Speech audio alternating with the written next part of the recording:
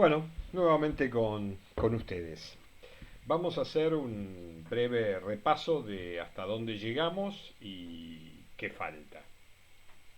Eh, Empezamos por dar una idea general de qué trata la materia, condiciones y medio ambiente de trabajo, y dijimos que era básicamente sobre las regulaciones técnico-legales que se establecían para los ambientes laborales, orientado básicamente a preservar la seguridad y la salud de las personas que allí trabajan.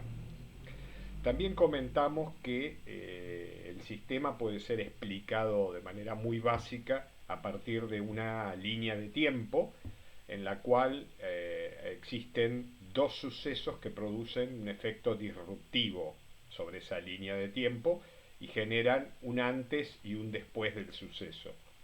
Esos dos sucesos que en la línea de tiempo de la vida de un trabajador pueden afectarlo son los accidentes y o las enfermedades profesionales.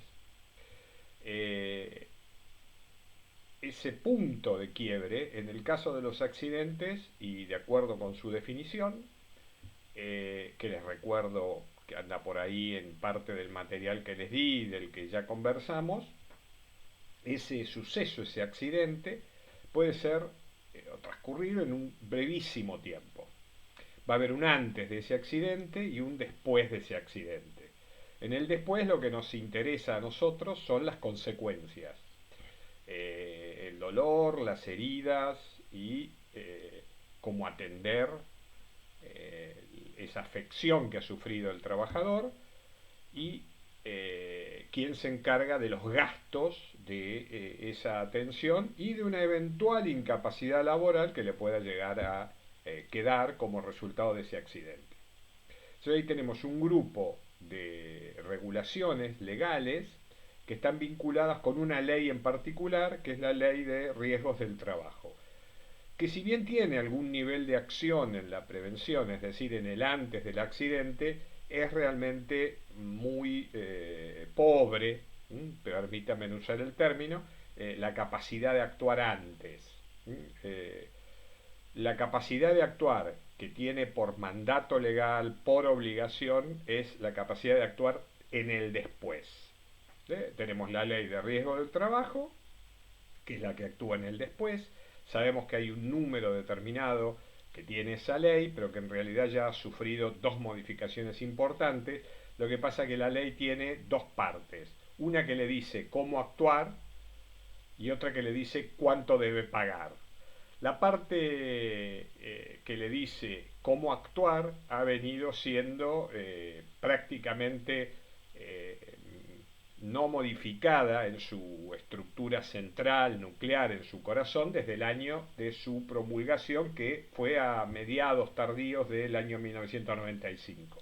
En cambio, la parte de la legislación de riesgo de trabajo que le dice cómo pagar, cuánto pagar, eh, cuáles son sus responsabilidades dinerarias, esa parte ha sido modificada por diversas razones y ha sido cambiada sustantivamente. Seguimos llamando a la ley por el número original 24557 porque en realidad dos leyes posteriores modificaron solamente la parte en donde se habla de dinero. Lo estoy simplificando demasiado, pero no me estoy alejando mucho de la verdad. Bien, ahí tenemos la legislación en el después, tanto sea el después de un accidente como el después de una enfermedad profesional.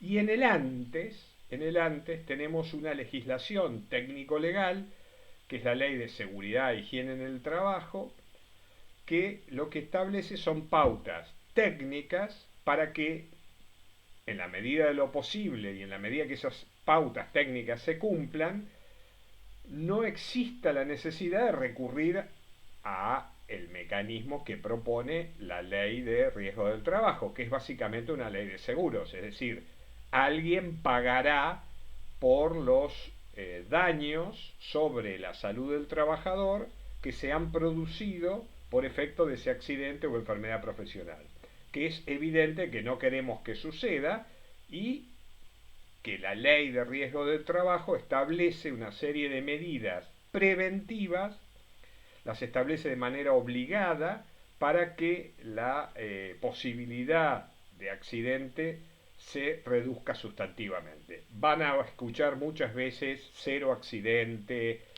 cumplimiento estricto de las normas.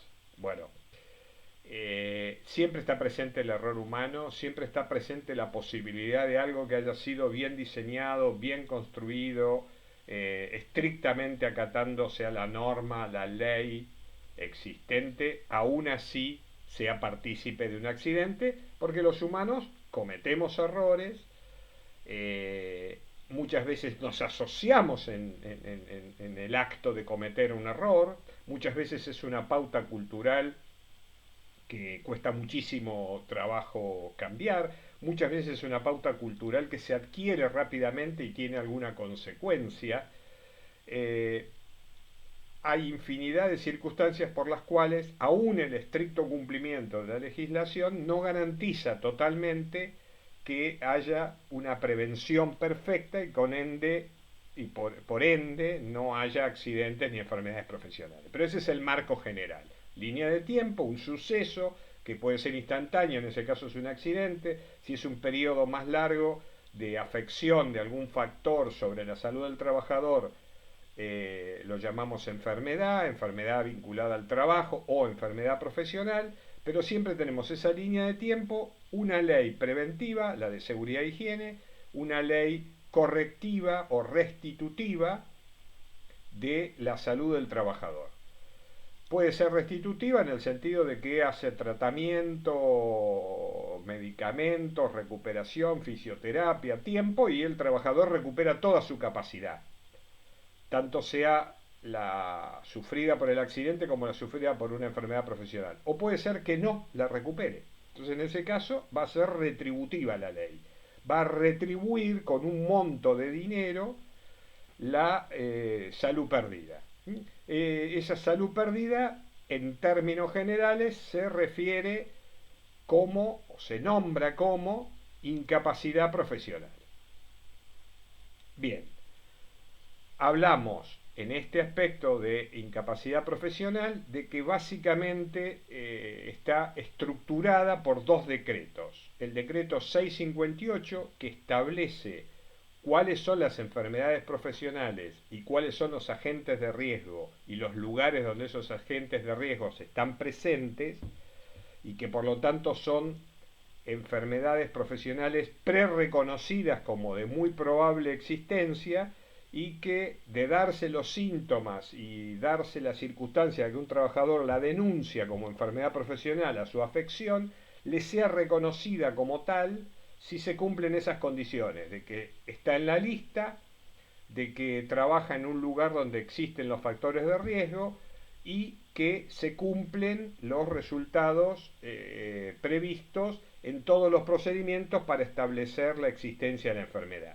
Esto en el sistema de la ley de riesgo de trabajo pasa muy rápido y en el peor de los casos no puede extenderse más de un año. Hay algunas excepciones para que se pueda extender más, pero hay que procurar que eso pase, si no el sistema tiene que dar una respuesta antes del año y normalmente la da bastante antes del año. Bien, ¿hay problemas judiciales con esto? ¿Hay controversias legales? Sí, sí las hay. No vamos a referirnos a ellas por ahora, va a depender del tiempo que tengamos en llegar al fin del cuatrimestre. Hay una problemática muy seria que, si quieren buscar en diarios, en internet, es la problemática de la judicialización del sistema de riesgo del trabajo. Es decir, el hecho de que la gente no se sienta satisfecha con las respuestas que el sistema de la ley de riesgo del trabajo da, que es un sistema administrativo, es un sistema que atiende rápido, o debería, pero lo hace en general, es un sistema que presta todas las soluciones médico-asistenciales, lo hace en líneas generales bien, a veces falla, puede ser que haya algún problema, esto pasa en casi todos los sistemas, en líneas generales es razonablemente adecuado ese sistema, pero aún a pesar de todo eso puede haber gente que se considere injuriada o no tratada adecuadamente o que no se ha medido bien su incapacidad y primero procura que se corrija la situación administrativamente y si no va al sistema judicial, al sistema de la justicia laboral y o hasta la justicia civil para ser restituido con mayor amplitud. Esto está claro. Vuelvo al antes del suceso, Ley de Seguridad e Higiene en el Trabajo y los decretos reglamentarios, que es donde voy a encontrar toda la normativa técnica para que los accidentes y las enfermedades profesionales no sucedan. Ejemplos, los vamos a ver como temática de la próxima clase. Empezamos a ver punto por punto todo el detalle del decreto 351. En realidad existen tres decretos preventivos. Uno para la actividad agropecuaria, uno para la actividad de la construcción y el montaje y otro para todo lo demás que no esté contemplado en esos dos decretos anteriores. Es el decreto más amplio y a ese nos dedicaremos. Los otros son particulares de la industria y la construcción, particulares de toda la actividad agropecuaria, y el decreto 351 es el más global de todos y el que abarca el mayor número de empresas, el mayor número de actividades, tanto públicas como privadas. Se aplica en el ámbito público y en el ámbito privado, en el ámbito estatal, en el ámbito de la propiedad individual. Siempre que haya un trabajador en relación de dependencia, debe estar cubierto por el sistema de prevención y de tratamiento. Es decir, debe estar cubierto dentro del sistema de la Ley de Riesgo de Trabajo y la Ley de Prevención de Accidentes y Enfermedades Profesionales. Bien, dicho esto, esa fue la introducción general. Es bastante claro de dónde tengo que estudiar y qué tengo que estudiar. Tengo que conocer la Ley de Seguridad e Higiene, la existencia de los decretos reglamentarios y en particular de uno de ellos, que todavía no vimos, pero que es tema de examen, que son los contenidos generales del decreto 351. Y conocer la existencia de los otros dos decretos y tener una idea básica de qué tratan, no mucho más que eso. Ahí, además, hay dos normativas legales muy importantes. Una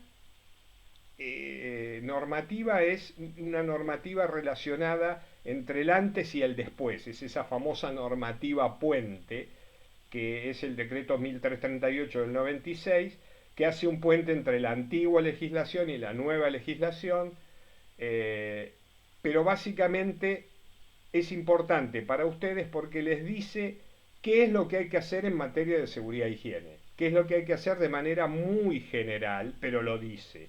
Cuáles son las excepciones, cuáles son las obligaciones. Es un decreto, el 1338 del 96, que es muy importante para nosotros. Ahí adentro hay algunas características que aparecen en todos los exámenes, son muy importantes, son las primeras cosas que ustedes se van a encontrar en el ejercicio de la profesión, si tienen la suerte de poder llevarla adelante, que esas cosas que aparecen dentro del decreto 1338 es la existencia de los servicios de seguridad e higiene, la existencia de los servicios médicos, no de atención general, sino de servicios médicos laborales vinculados a la actividad que esté desarrollando la empresa, y también en líneas generales el decreto 1338 exige una serie de cosas básicas, horas de dedicación fundamentalmente, en función de un concepto que se llama trabajadores equivalentes, del cual no voy a repetir más la definición, la tienen, vimos ejemplos, repasen los videos, y es muy importante porque las exigencias se dan según el número de trabajadores equivalentes y según la complejidad de la empresa.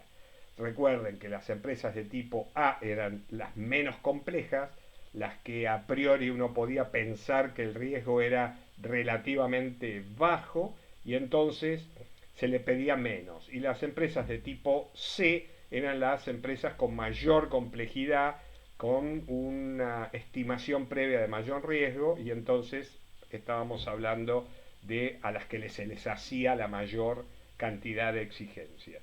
Bien, decreto 1338 establecía esas líneas básicas: seguridad e higiene, servicio médico, requisitos, excepciones. No decía muy claramente qué había que hacer.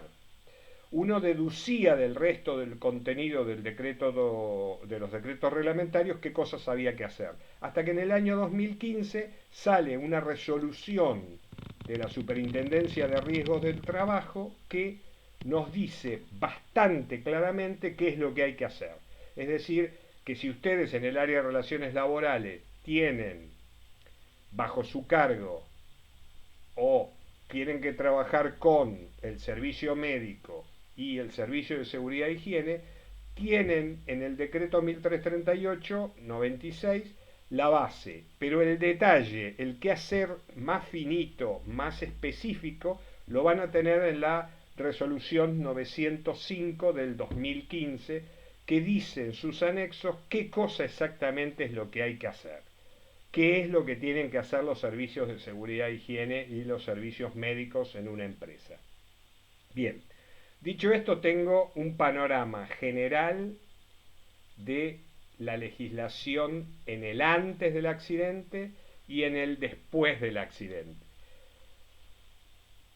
Toda esa legislación de la que hablamos es legislación que pertenece a lo que sería el cuerpo básico de lo que tienen que estudiar, leer y conocer. Eso está dicho ya inequívocamente. Eso es lo que ustedes tienen que estudiar. ¿Hay algún agregado más? Sí. Hay un agregado vinculado a una actividad que va a ser bastante común para ustedes, que es, bueno, lamentablemente si hay accidentes y enfermedades, por más cumplimiento que haya de la legislación, en general puede haberlos, van a tener que gestionar la relación con la ART. Van a tener que gestionar la relación con el accidentado, con la compañía aseguradora que los asegura a ustedes, y esa gestión es interactuar con la RT, con el accidentado o enfermo y con las comisiones médicas que intervienen en estos casos, que supervisan la acción de la aseguradora en cuanto a la atención médica del accidentado o el enfermo. Bueno, todo este tipo de cosas requiere de gestión. Normalmente en la República Argentina esa gestión la hace el área de relaciones laborales, de recursos humanos o de personal. Depende de cómo esté establecida la organización en la empresa. Es decir, va a depender de ustedes si están trabajando en esa zona. Así que todo lo que es tema de gestión, cómo hago la denuncia, cómo sigo la denuncia, cómo me quejo ante la RT, cómo me quejo ante la superintendencia que la RT no está cumpliendo, qué pasa cuando el trabajador objeta el tratamiento, todas las cuestiones que tengan que ver con la gestión post-accidente, post-enfermedad y hasta su conclusión, todas esas gestiones están como intermediadas por la Superintendencia de Riesgo del Trabajo, que a lo largo de los años ha ido recogiendo una gran cantidad de información sobre la gestión administrativa, ha ido modificando esa gestión, la cantidad de resoluciones, disposiciones y reglamentos adicionales a los que yo mencioné es enorme. Realmente hay gente que se ha hecho especialista exclusivamente en este tema. Bien, es tan grande que no alcanza toda la materia para verlo. Lo que sí les digo es que hay una parte muy importante de la gestión que ustedes tienen que realizar, algunas de las cosas ya las mencionamos, pero no todas, que las van a tener que estudiar ustedes por su cuenta. ¿De dónde? De una fuente extraordinariamente buena, en mi opinión, que es un manual que periódicamente publica la Superintendencia de Riesgo de Trabajo, que se llama Respuestas a las preguntas más frecuentes. Y acá van a tener una enorme cantidad de preguntas que se hace la gente: cómo proceder ante un accidente, cómo proceder ante una enfermedad. La ley dice que el accidente debe ser denunciado en las 48 horas. Este trabajador me lo denunció a los 5 días. ¿Qué hago? ¿Qué no hago? Bueno, todo el cúmulo de preguntas que alguien que está administrando el tema de seguridad, higiene y salud, medicina laboral, tiene en el área de relaciones laborales, todo ese cúmulo de preguntas ya está precontestada en ese manual de preguntas frecuentes. Hemos hablado de algunas, estábamos dando y vamos a seguir dando material técnico donde alguna de esas preguntas vuelve a aparecer o aparece por primera vez y vamos a dar respuesta, pero ya las tienen todas compendiadas. Yo les diría que ese manual, del cual ya tienen el enlace, lo pueden bajar en formato PDF, lo pueden imprimir, si bien no es del año 2020, es del año 2018 y hasta ahora, hasta estos meses, ha habido muy pocos cambios entre el 2018 y esta fecha, con lo cual uno podría decir que conociendo